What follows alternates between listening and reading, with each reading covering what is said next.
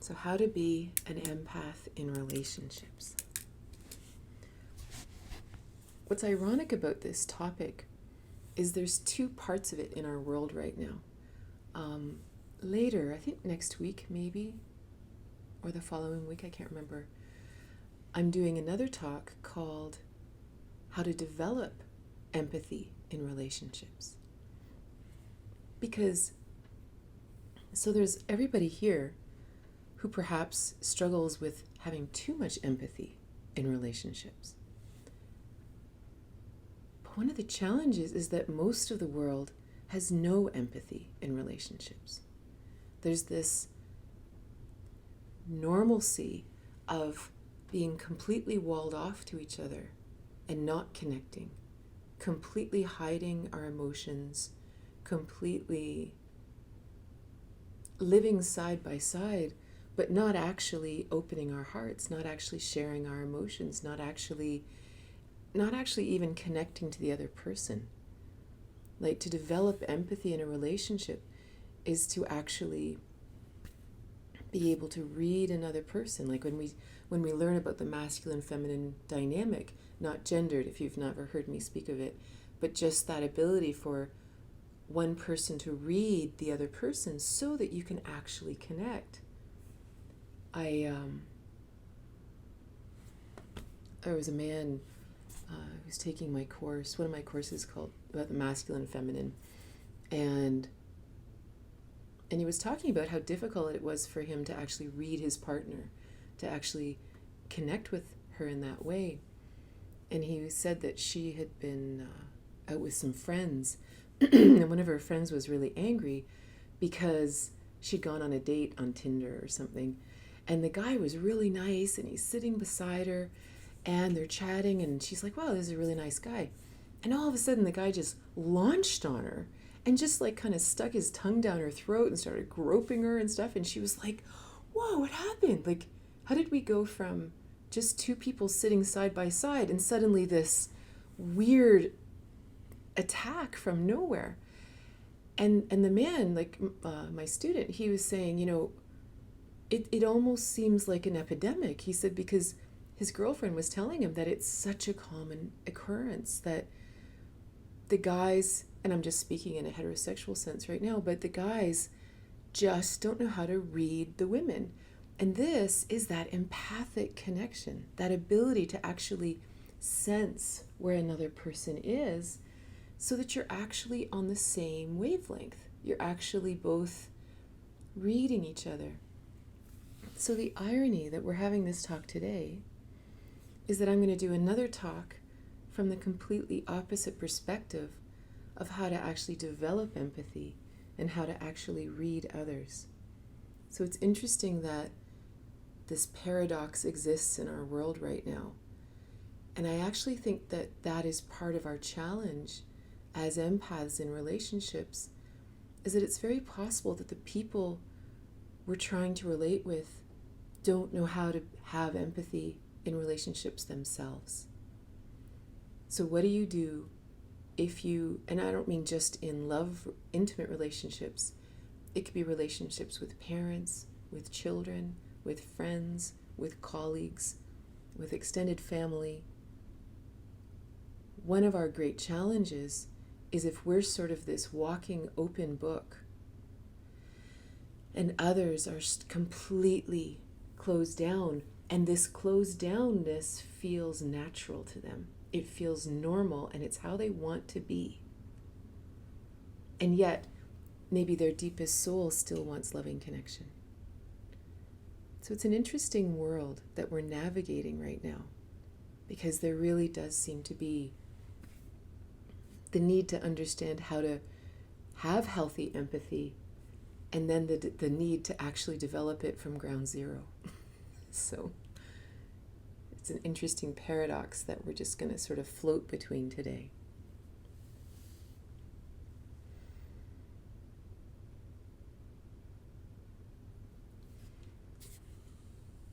So one of the first things I want to talk about 4 main points around really developing healthy empathy in relationships. And the first one is the importance of not absorbing our partner's emotional state. So I'm going to talk mostly in terms of an intimate relationship, but of course this can extend to every single person we interact with in our life.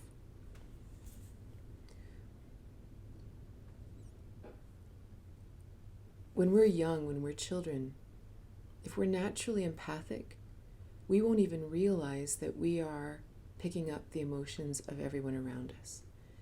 If we were raised in a home where tensions were high, emotions were high, and oftentimes because emotions, we haven't been taught anything about them. We're not taught this in school. We aren't taught it in our home.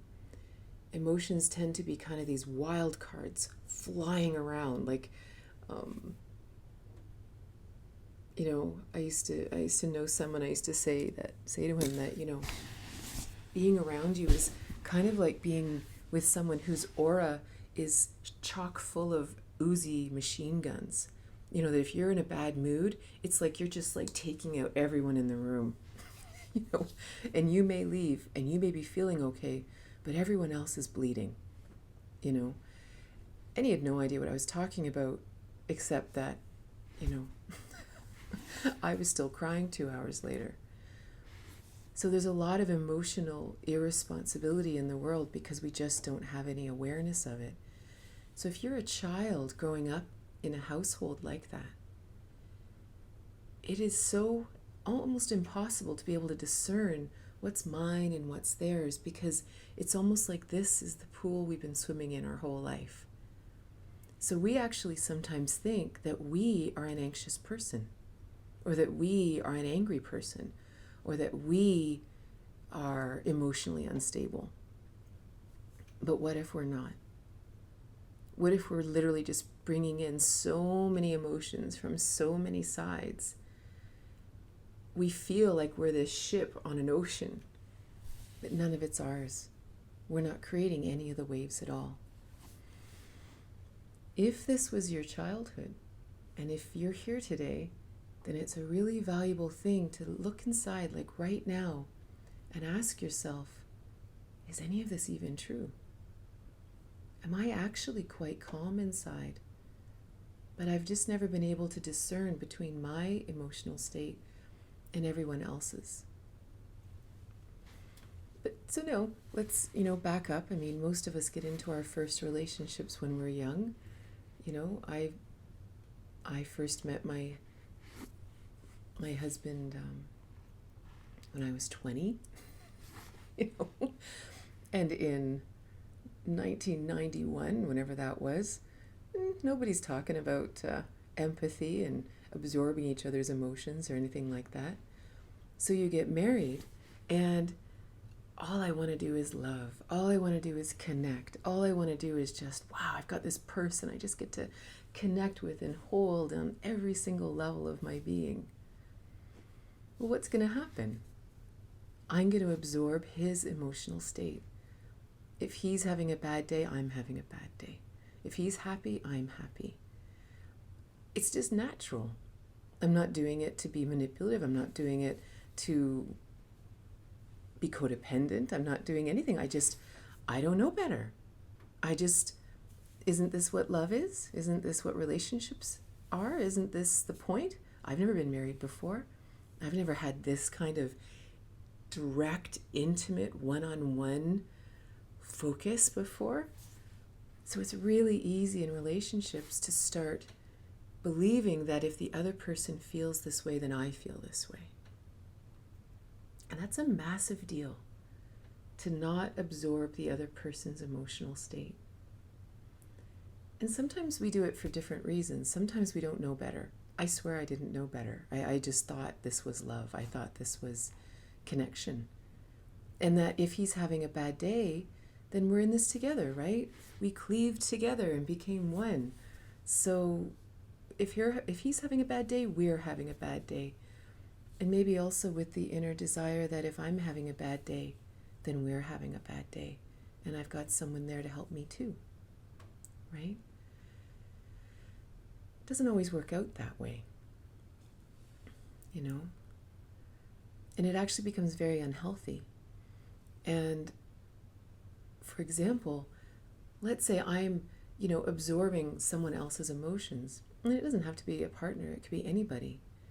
And now all of a sudden I think, oh, I should help, right? But they didn't ask for help, right? So now I go up and I'm like, are you okay? Like, I'm kind of sensing something. Those weird things we say when we first realize that we're sensing something from someone else. And they're like, no, I'm fine.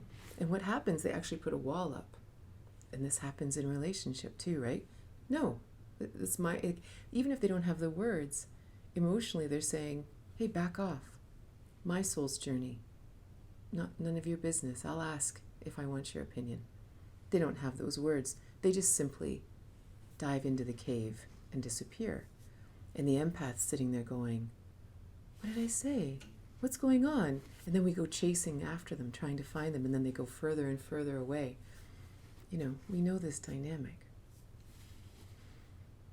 So it's a huge deal to actually allow someone else to have their own emotional state without us absorbing it.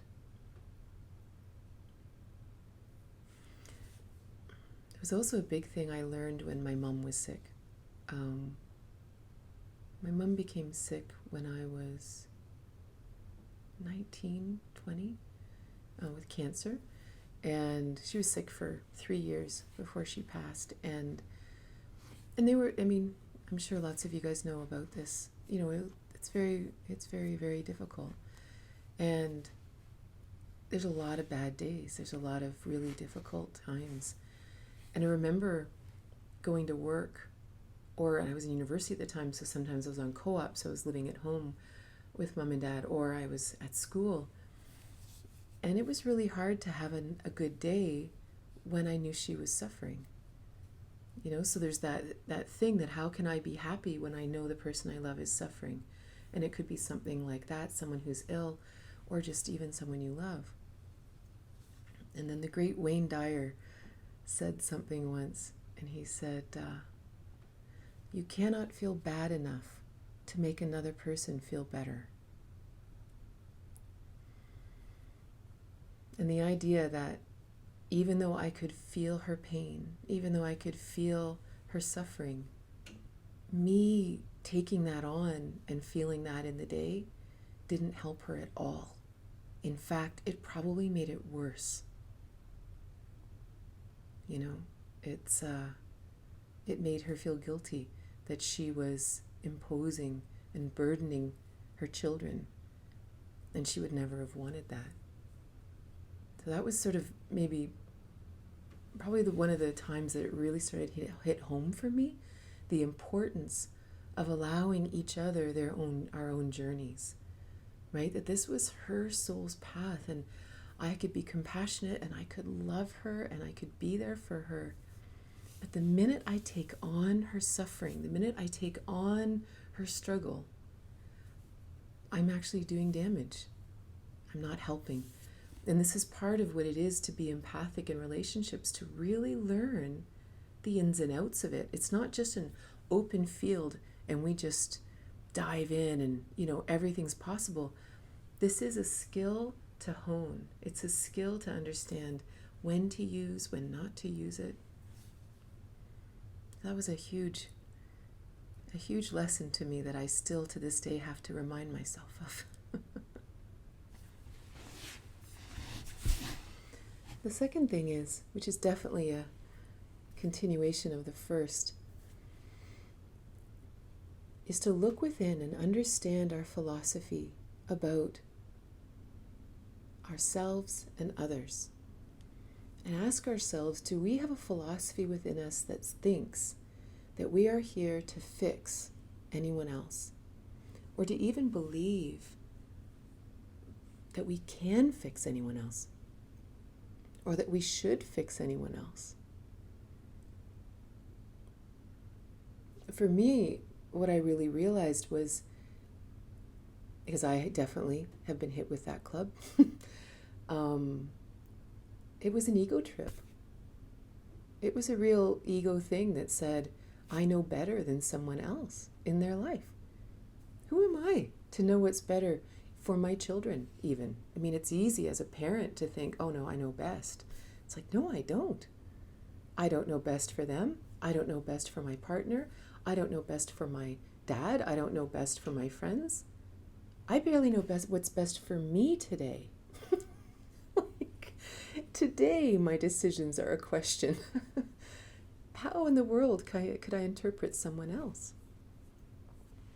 And this is one of the big challenges if we have this belief that we're here to fix someone else, and realize that this doesn't necessarily come from something negative. It doesn't have to be an ego trip. Sometimes it came out of an old requirement because maybe we couldn't divorce. Free divorce, or the freedom to be divorced, the freedom to make choices in relationships is quite new. This is within our lifetime, within our generation, that you didn't have to prove adultery or prove something. Even abuse wasn't grounds for divorce, right? So suddenly, if you're stuck with someone and they're difficult, you're going to work hard to fix them, right? Because you have to live with them. You have to stay. They are maybe also the parents of your children. So we've got a vested interest in them changing, and I even remember there's a lot of philosophies around this. Like, I remember when I was married, which was not that long ago, it was like 1993, and there was a philosophy floating around that said, a mother raises a man so far and his wife raises him the rest of the way. Like, this was a mantra floating through my mind in 1993. Like, this is a thing, so it's interesting to kind of look inside and look at the belief systems that we've been raised in. And it goes on both sides. It's not just male, female, female, male. It's not like that. It's this whole idea that we're here to discipline each other. Like, there's sometimes a father-daughter dynamic and mother-son dynamic, and I'm here to set you on your right path, or there's a lot of twisted dynamics out there that make us think that we know best for someone else. Like, we're not coming out of this. We're not starting with a clean slate. We sometimes have to really go inside and really figure out what's driving these curious ideas we have.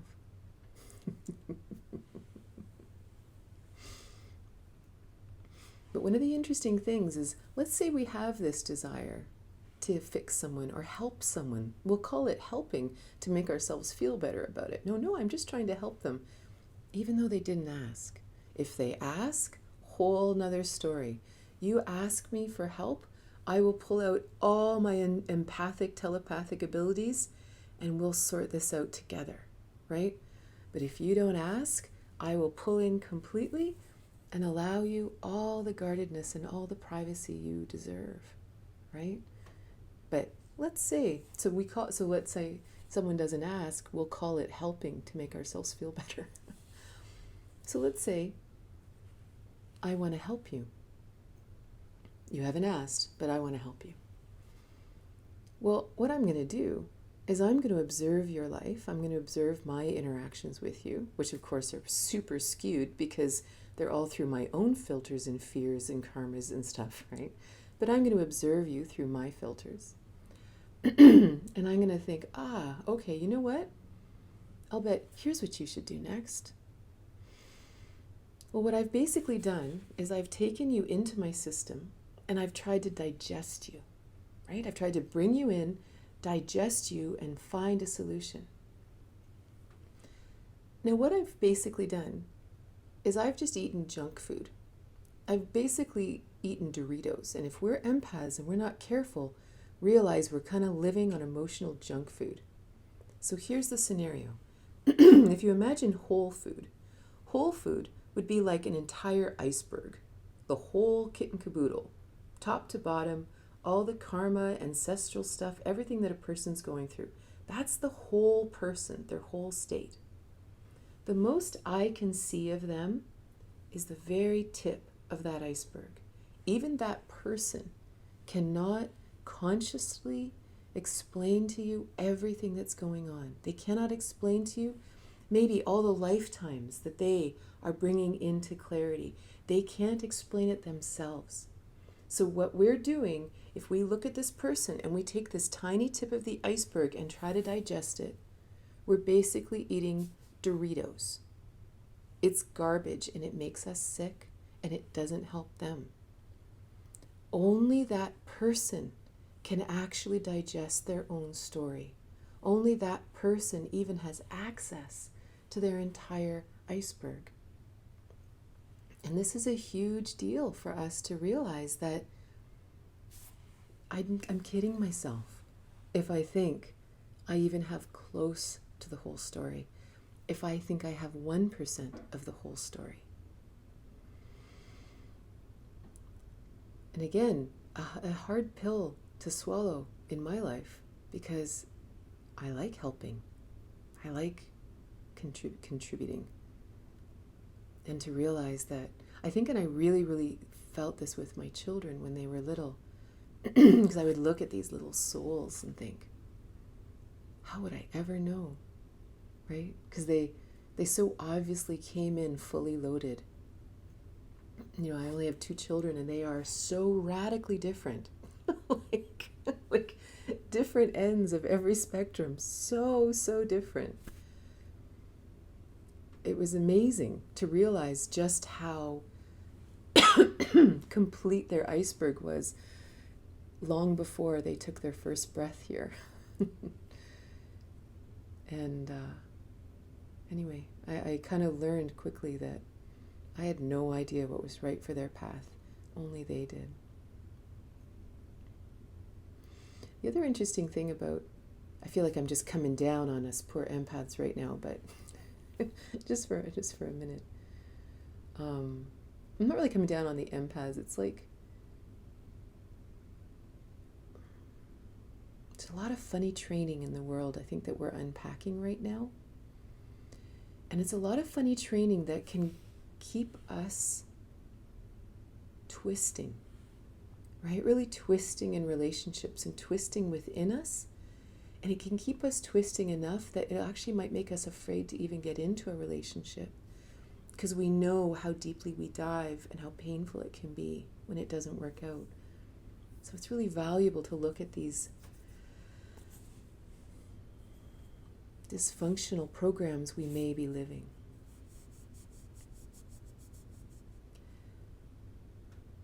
So when I think one of the challenges on a spiritual journey, on each one of our personal journeys, is there are no shortcuts, right? We actually move with our entire iceberg in every step. You know, someone else might look at us and say, well, why are you going so slowly? Why aren't you making this choice faster? I mean, it's so obvious. And you might look at them and say, I don't know. But you don't know how many bits inside of your being have to come in line for you to actually take that genuine step forward. Not a false step, not a step that looks good to others, but a genuine step on your soul's journey forward. Most of the time, people don't take our advice if it's not in their best interest. It just becomes a battle. But let's say, for example, someone did take our advice. You know, this can often happen with children. We might look at them and say, the child might be sort of plodding along, teenager just sort of plodding along, not really, figuring things out like we might want them to. So we look in on their life and we say, you know what, here's a good idea. You know what, I'm going to sign you up for university, or I'm going to push you towards university or college or something like this, or I'm going to get you this job, or I'm going to do this because this will help you feel inspired, you know. And again, it's a real mix of genuine love and desire for the person to be happy, right? We love this person more than anything. It's not an evil intent. And yet, that soul is on a path. They are moving forward. So let's say someone takes our advice, whether it's that child or whether it's a friend or whatever. So based on our, limited perspective, they say, okay, well, that's a great idea. This is one of the great challenges, the problems with having a guru, right? You don't just follow someone else. You must move with your own iceberg. Because what's going to happen if you take a false step forward and kind of leave your iceberg behind? What's going to happen? You're going to sort of go forward and go forward on this sort of weird place where you're not quite there. And eventually, that house of cards will fall because it's not you. And then you're going to slingshot back, pick up that iceberg again, and start going forward again where you left off. Like our soul's journey matters. It's not a race. There's no one way of living isn't better than another. So it's a curiosity sometimes when we look into someone else's life and we think, you'd be better off if you would just take this step. But only that person knows the step they have to take. There's a story of this man. This was a blind man standing in a pub. Back in the day, like imagine like 150 years ago, before we had cars and electricity. And the blind man is about to head out into the street with his walker, with his stick, right? And this other man looks at him and says, oh, well, here, take my lantern with you. And the blind man says, well, it's not going to help me, I'm blind. And he goes, yeah, but it'll help other people see you in the dark. And he says, oh, okay. So the blind man walks out with his stick and this lantern. So, of course, he walks down the middle of the road where he might not normally, right? He would have normally found his way along the edge. And he's walking down the middle of the road. And all of a sudden he hears horses rearing up and this guy that brakes coming onto this stagecoach. And the driver of the stagecoach says, what are you doing walking down the middle of the road? And the blind man says, well, I have my lantern. How come you didn't see me? And the stagecoach driver says, your lantern's out. Right? So, fixing others.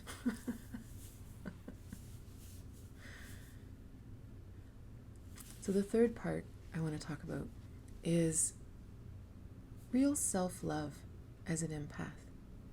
Because one of the challenges is because we're naturally empathic, again, early on in life, we easily can create that our primary connection in life is to other people, right? Because the emotions of the others are so strong, we naturally are going to connect with them. So we actually grow up feeling like we're just constantly sort of pulled between all of these spider webs of emotions from other people, and that we don't even know it's happening, right? But we are just so constantly empathically connected to all these people around us.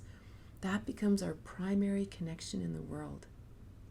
This is very, very confusing. This is because everyone's emotions are literally all over, because it's all based on whatever they're experiencing in this moment. So back when I was sick, like in 1999, I know most of you guys have heard this, but I had breast lumps and a teacher came into my life, which was a huge turning point in my journey.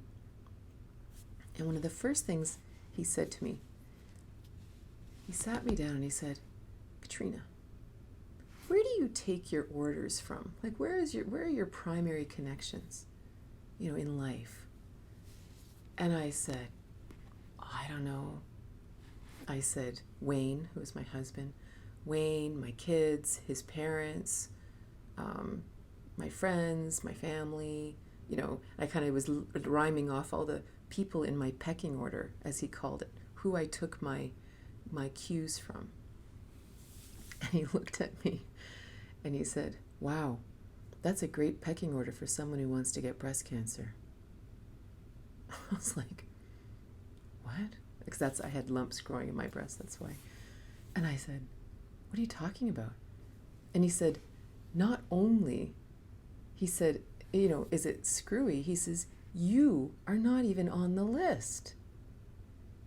And I'm like, why? Eventually would have gotten to me. And he's like, no, you wouldn't have. So I said, well, what should my pecking order look like? And he said, on the top is God. Next is self. Next is your spouse. Next is your children. Next is everyone else. Family, work, friends, everything comes after that. And he said, you must get your pecking order straight.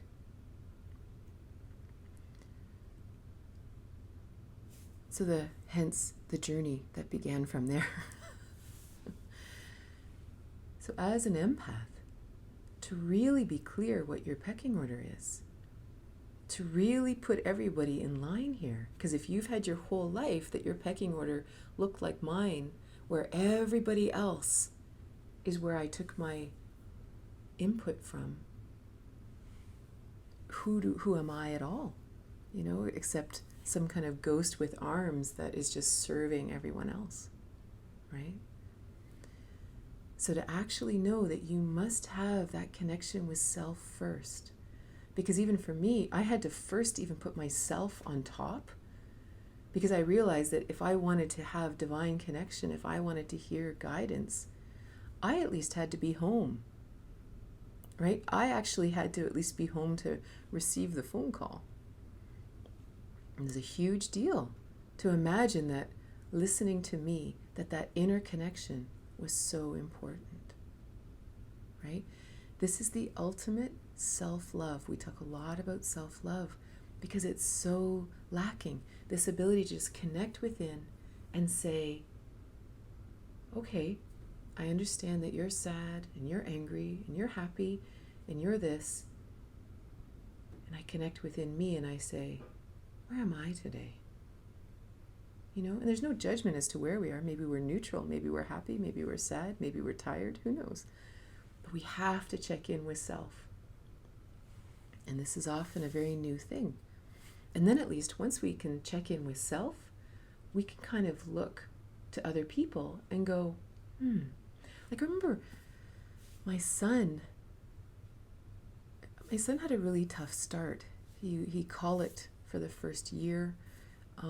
Very, very sensitive child, now a very sensitive man. And as a mom, I wanted him to be happy every day. I didn't want him to be sad. I didn't want him to have a stomach ache. I didn't want him to be crying. I wanted to make him better. I wanted to make him happy, right? And he was my firstborn too, so I was like, this is like who I am as a parent or something, right?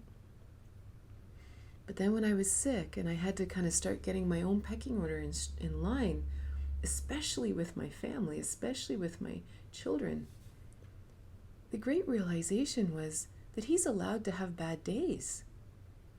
And because I actually started allowing myself to have bad days.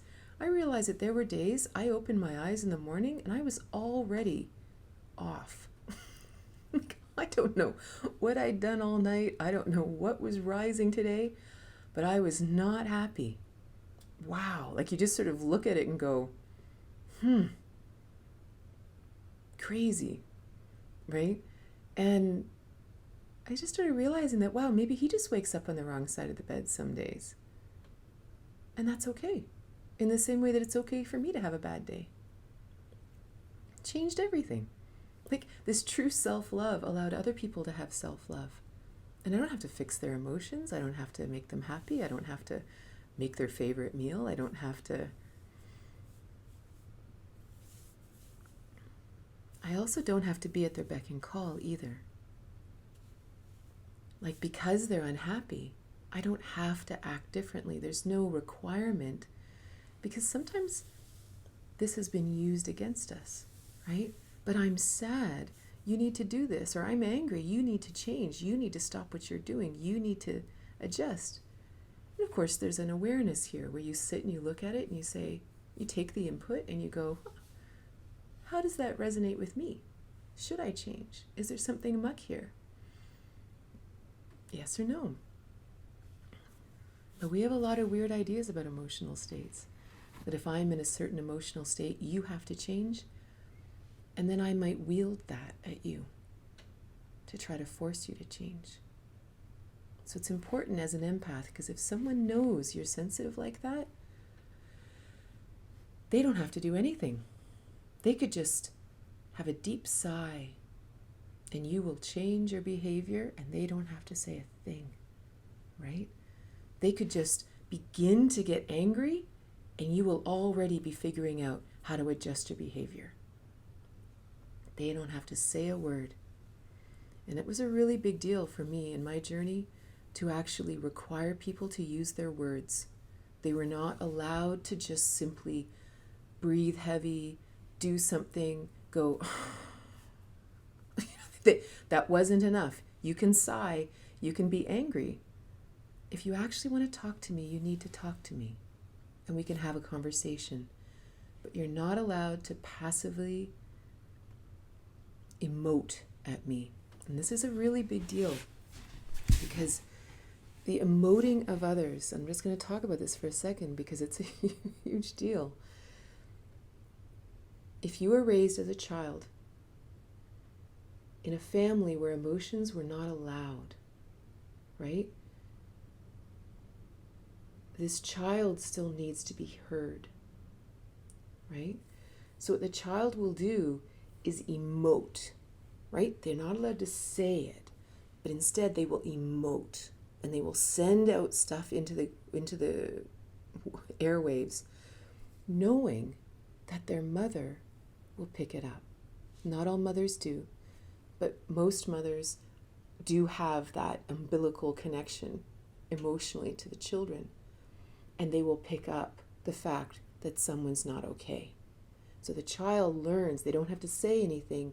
All they have to do is send it out into the airwaves, and mom will pick it up. This is a thing in relationships, right? And it's a really new way of communicating, to not adjust ourselves because someone else is intentionally emoting, right? They don't want to be called on it. They don't want to feel dumb.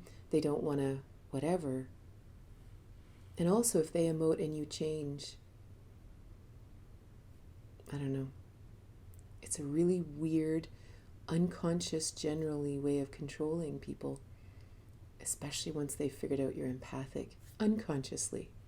So I don't think people are that manipulative. And so for me, it became this thing to say, no, you actually have to say words. If you emote, I am fully allowing you to feel exactly how you feel, because we are all free to feel.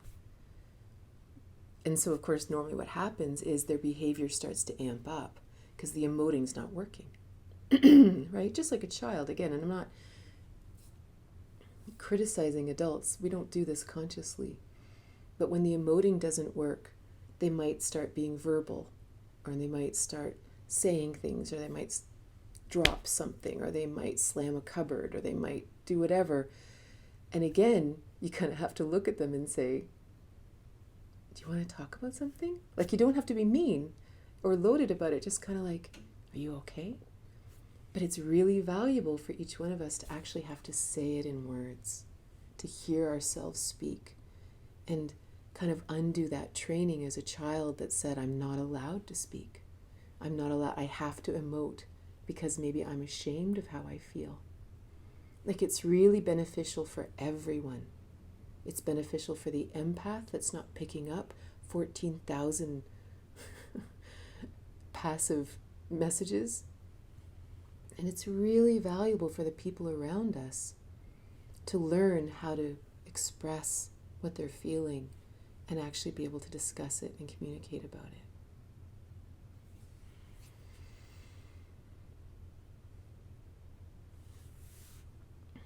So the last thing I want to mention, and then I'll look at your comments. For anyone who's new, I can't see the comments because I don't have my glasses on. It's quite a blessing because it allows me to stay focused. But in a moment, if you have a question, please feel free to rewrite it, because I can't go too far back in the chat. It just stops, and then I'm happy to answer any questions you have.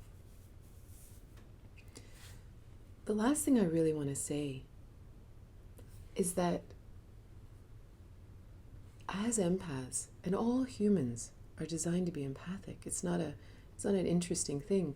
Some people are just more tuned into it than others. In the same way that some people are brilliant at building, some people are brilliant at languages. We all have different giftings. But the most beautiful thing about this is we get to explore the beautiful connection of love. This is why we're empaths. You know? Being in a relationship with someone who also can turn on their empathy, can actually be open and loving and feel me as much as I feel them, this is an entirely new playground. Like, this is something, especially like in intimacy, like I teach about Tantric intimacy. Well, a huge part of that is that you are actually feeling each other. This is the connection. This is the union, right? Imagine the power of connected emotional states. And they don't even have to be the same emotions. Like, you don't have to feel the same. But when that heart channel is open between two people, it is literally like holding on for dear life while this river flows between you. And it's beautiful. It's not difficult. It's not overwhelming. It's beautiful. Or maybe it's overwhelming in all the ways that it grows us and expands us and makes us feel more human and more alive. And then we adjust to it and we're just naturally bigger after, right? But this is really the goal of all of this. The goal is to help each other open up if the other wants. But imagine like cultivating a safe space in relationships where all feelings are safe. So even like right now, if you have people in your life who aren't open this way, they aren't in touch with their empathic abilities, they struggle to have empathy in relationships, the most beautiful thing we can do is create a safe place for them to be exactly where they are. Because again, who are we to judge what they're wrestling with? You know, who knows what's rising in their consciousness to be healed or fixed or dealt with or fought against? Who knows? So all of a sudden, when I am fully allowed to feel me, and you are fully allowed to be you, that's a very safe place. If someone has guards up, going up to them and saying, whether in actual words or with our actions, and saying, now I realize you're heavily guarded right now, but empathically I'm feeling that you're really hurting inside those thick walls you've put up. I'd like to help you. What's that person going to feel? They're going to be like, back off. Right? You know, so it's not safe for them, even though we think we're helping. The safest thing is to say to them, I honor your walls. I honor where you are. If you ever want to come out, I'm here. I'm good, whatever, right? Now, this also means one of the biggest things that have changed in our life today in 2021, as opposed to, say, 1950 or 1850, we have choice too, right? We're not stuck with anybody. And even in relationships where maybe we do feel stuck, like family, who were related by blood, or crazy neighbors or whoever, we can still just hold a safe space where everyone's allowed to be themselves and still be fully empathic ourselves, And again, being really clear about privacy, right? I kind of imagine that. Let's imagine for a moment that human beings are designed to be wide open. Imagine we live in a world where there's no judgment and all is well. Well, then we don't need to put up guards. We don't need to hide, because no one would judge anything they saw anyway, and we wouldn't judge anything we saw. So imagine that each one of us is a house, okay? And imagine in this world where there is no judgment and complete openness and flowing empathy, there are no walls of the house. Like, imagine we all live in glass houses because we love being able to see outside all the time. But of course, that also means that people can see inside all the time. In a world of judgment, this is really scary, right? Who wants to live in a glass house when every person walking by is looking in at your business and judging you?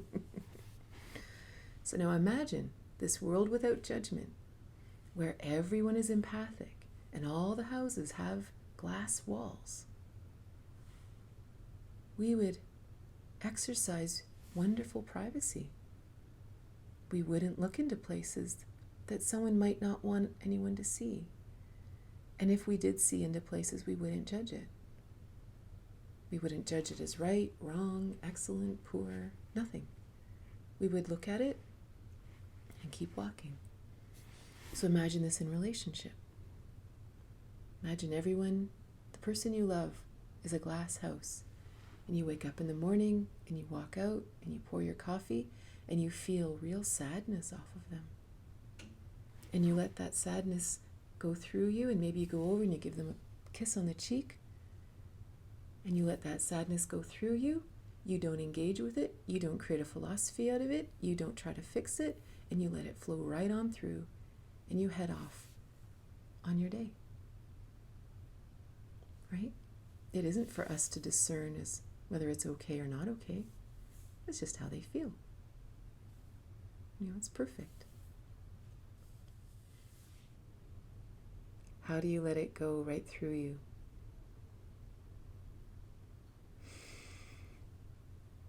For me, it's a shift in philosophy. If I believe that I'm meant to take on people's emotions, process them, fix them, or anything like that, that emotion will come in and get lodged inside of me while I digest it.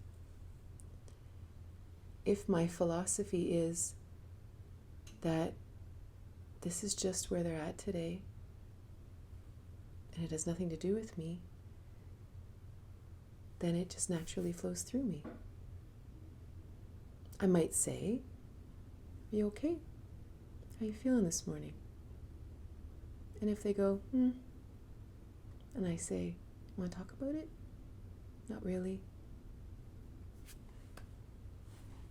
Okay, I honor your choice,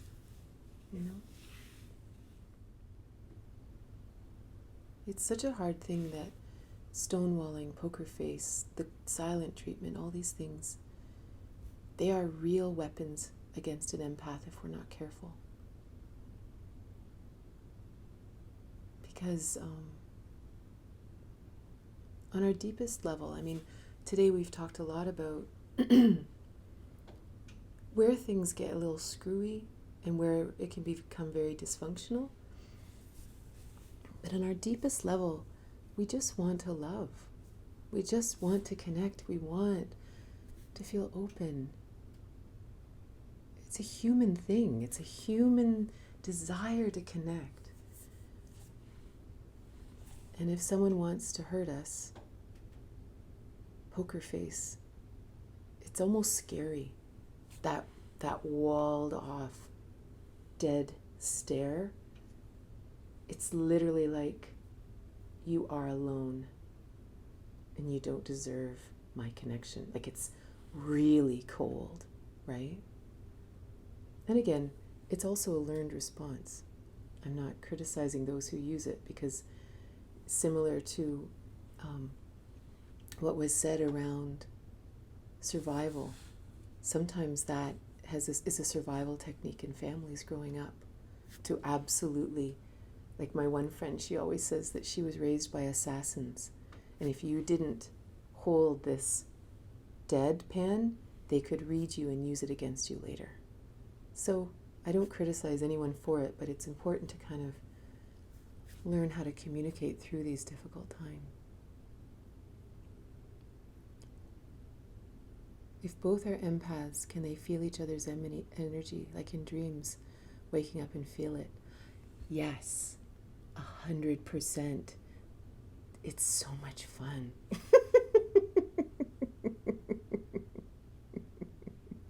I really genuinely think that's how humans are designed. I think when we get all of our ducks in a row and we clear our system of all sort of the strange adaptations we've developed over the millennia, and we actually just openly connect empathically, amazing things are possible. Like amazing communication is possible. Amazing lovemaking is possible. Astral lovemaking, all these crazy things are possible.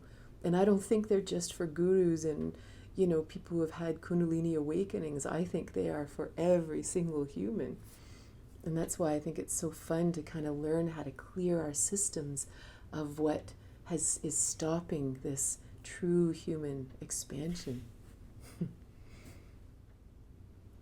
you find it hard to distinguish your emotions with others? Is there a way to strengthen that ability?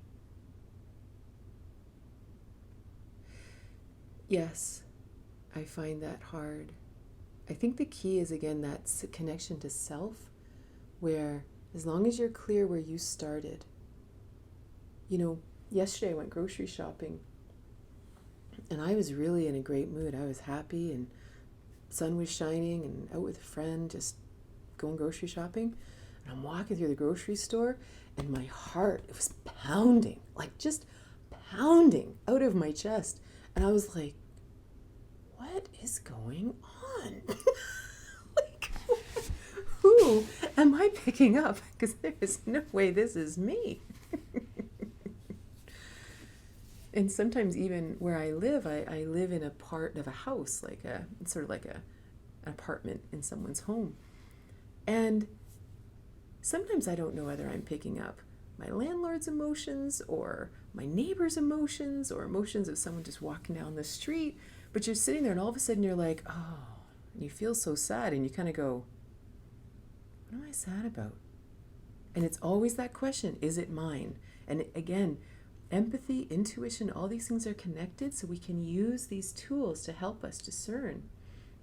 And as soon as you're feeling sideways, you ask the question, is this mine? And the answer will come like this, yes or no. Like, don't question it. This is not a brain game. This is a intuition empathy game. And you say, is it mine? Yes or no? No. You can ask a second question, whose is it? And maybe a face comes. And then you could ask a third question, is there something I meant to do to help? Yes or no? But we must listen. If we're going to play in the empathy, telepathy world, we must listen. It's not we have to listen. Can you repeat the pecking order about real self-love? So the pecking order, God on top, self, spouse, children. I talk a lot about this in my first book, What If You Could Skip the Cancer? Not that you have to read it, it's just, if that's an interest, then I go into more depth there. What if you don't believe in God? The key is that, especially in the context of this talk, is that you are here. And the thing about not believing in God, if self is top and there's no sense of your connection into the greater whole, it could just look like, I'm going to do what I want to do all the time and I'm not going to consider anyone. So whatever you consider, where you hear guidance or whatever, God's a very loaded word. So to to actually understand maybe your connection into the whole. If you can empathically feel your connection into the collective, and not the individuals, but the whole, the goodness of the whole, to allow that to guide you. So you have this connection to the collective, self, and then it can go. Because without that, then I'm just doing my thing regardless of anyone else. Having a hard time with my confidence in my relationship. I think about him being with someone else. I blame him, but they're my thoughts. It's really important to even just simply dive into our own fears, because who knows where they come from, right? Maybe it's a past life. Maybe it's something that happened up your ancestral line. Maybe it's a real fear. Maybe it has nothing to do with what's happening right now. Or maybe it does have something to do with what's happening right now. The key is to just allow it to lay on the table and not bury it and not say, I shouldn't be thinking this, I shouldn't be thinking this. Like, that's burying stuff. Allow it to sit, because if it's here in the sunshine, we'll actually be able to see it for what it is. And then make a discerning point about it. Or a better choice about it, you know. And again, to just be really clear of our intention. Why are we with, like, for example, one time I met a person who was a narcissist, but I'd never met one before. So I didn't know. And I love to give, so I would sort of give and give and give. And I realized that they just took and took and took and took and took. But it fed me at a time that I was very lonely. And they knew how to do it. They knew how to make me feel loved. They knew how to make me feel beautiful and cared for and listened to. They knew how to do that. So I fed into that because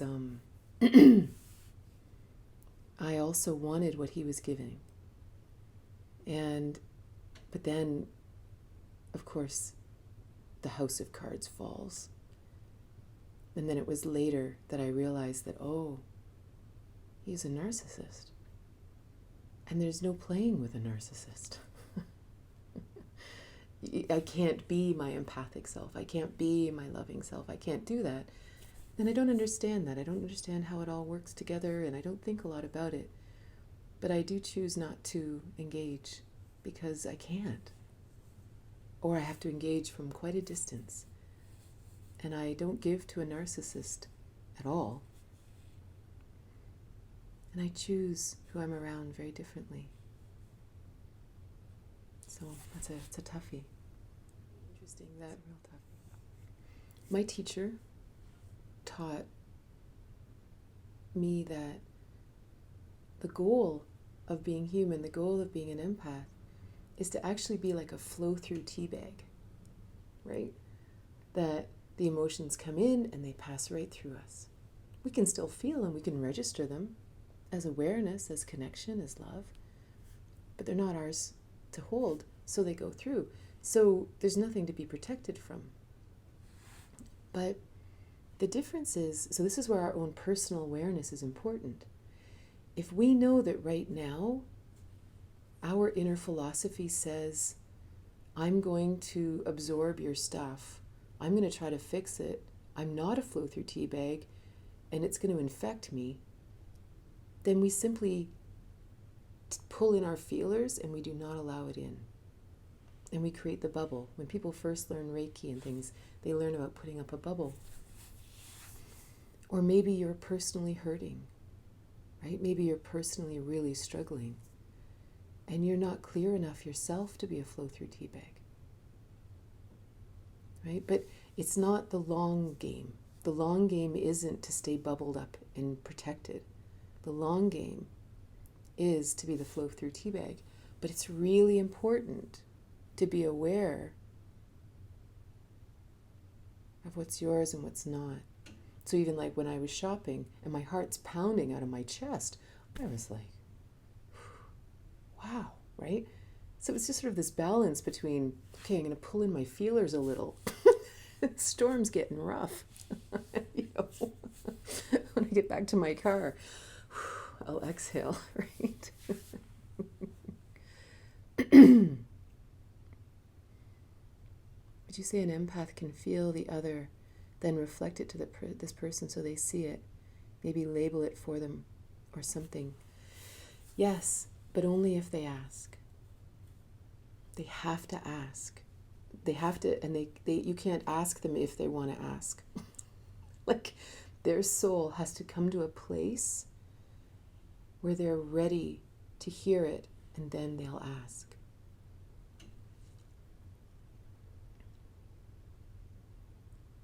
I remember when, years ago, I was teaching in Europe, and I was teaching a Tantra workshop, and I was staying with a woman who had invited me there to teach. And I was going through a difficult time. I didn't know at the time that I was severely anemic. I found out later that there was a reason I was so incredibly tired all the time. But that journey would begin a few years later. But I was trying my best. I knew I had to teach. I knew I had to, not bring my stuff into the room. I knew it didn't matter if I was tired or not. I was there to share and to teach. And I was sitting with my hostess because I was staying with her. And she said to me, well, I called my psychic friend and we were chatting about some things. And then she said, oh, so who's staying with you? Wow, whoever she is really exhausted. Like, she has some real stuff going on in her life. Like, she's really got to do this and this and this and this and this and this and this. So I'm sitting with my hostess later, and she said to me, oh, so here's what she said about you. I was so angry. Like, I was existentially furious that this woman looked into my psyche without me asking and shared a single thing with my hostess. This was none of her business. I had not chosen to share it. This was wrong. And it made me so angry, and it made me put walls up to my hostess for asking or for repeating it or for having the conversation. I put walls up because I realized this woman is not safe. She believes it's okay to delve into my psyche, into places that I'm working on that is no one else's business. And I feel the same about being an empath, right? We must be responsible. It is not our place to look into someone's heart and soul and journey.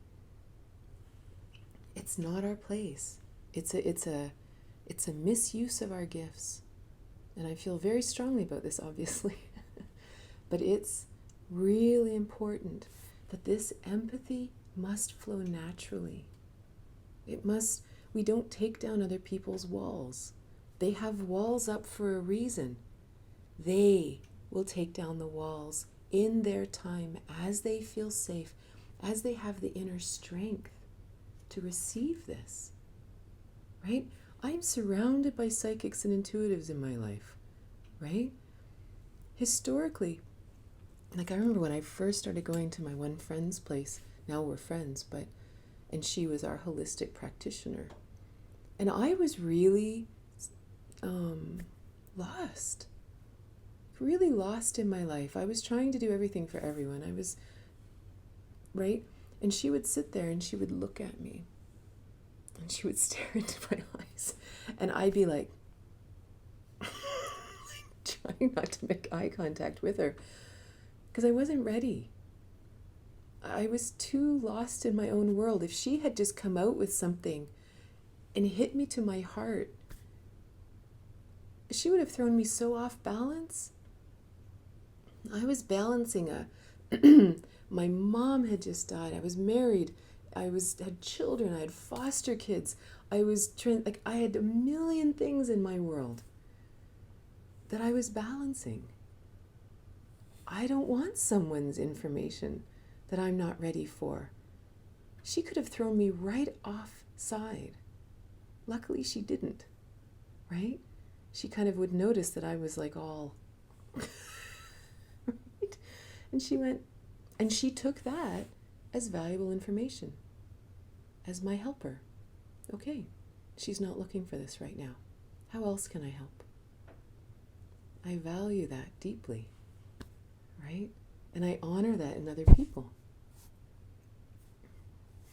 And it's an amazing thing because someone asked earlier, what if they don't know to ask? Then they're not ready. And again, who are we to know whether someone's ready or not? We're all just playing in the sandbox together. Some of us have had interesting experiences to share, but maybe they're not relevant in this moment. I struggle with defaulting to deeply feeling bad anytime someone I love is suffering. How can I ease this response?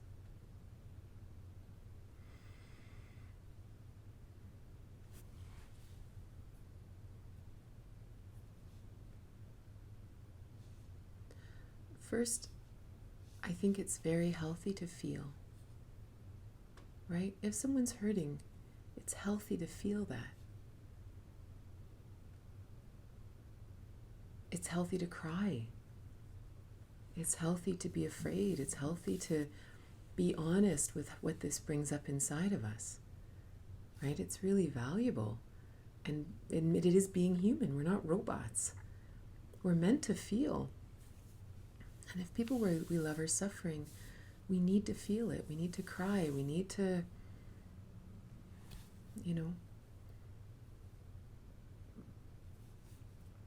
I also know that in my own life, when I've deeply been suffering myself, these were the most valuable times of my life. These were the turning points. These were the times that I really faced myself. Like I really had to go in.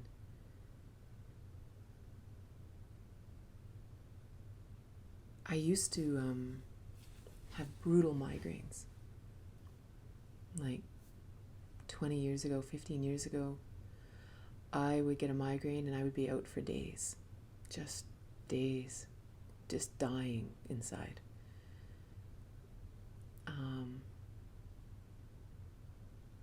But those were important times.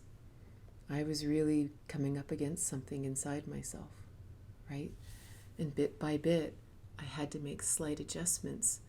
But apparently I'm very, very stubborn, and I needed to really, really, really be in excruciating pain to actually look at that. Not that you can look at it when you're in the pain, but I had to seriously look at what I was bringing into my being and what I was chewing so hard on that it was causing me such pain. And even in all the times, like I went through years in university, like when I was 18, the deaths began in my family. My good friend had a baby who died. My grandmother died. My grandfather died. My uncle died. Like it was just this perpetual, I was at university and every other weekend I had to go home for a funeral that I was standing in the receiving line for. And ironically, which is how I met my husband, because I didn't want to go home anymore on weekends because there was just so much grief and our homes were just filled with funeral arrangements. And so one of my friends at university would take me to her place, to the farm, and she had a hot brother. And a few years later, I became a farm wife. But those were really, really, really hard times. And my mom became sick in that time. And it was actually her passing.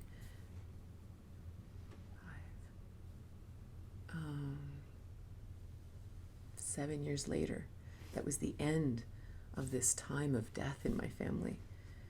But wow, like a time of extreme suffering, but real time of finding something deep inside of me too. So I don't desire to take away people's suffering anymore, because I know how valuable it is for me. But I also feel it if I feel it. I don't push it away. I don't discount it. I don't go, yeah, been there. like, that's awful, right? Like you don't do that. When you've actually suffered, you genuinely feel it, and you just are there with them, So thank you so much for being here. This has been wonderful.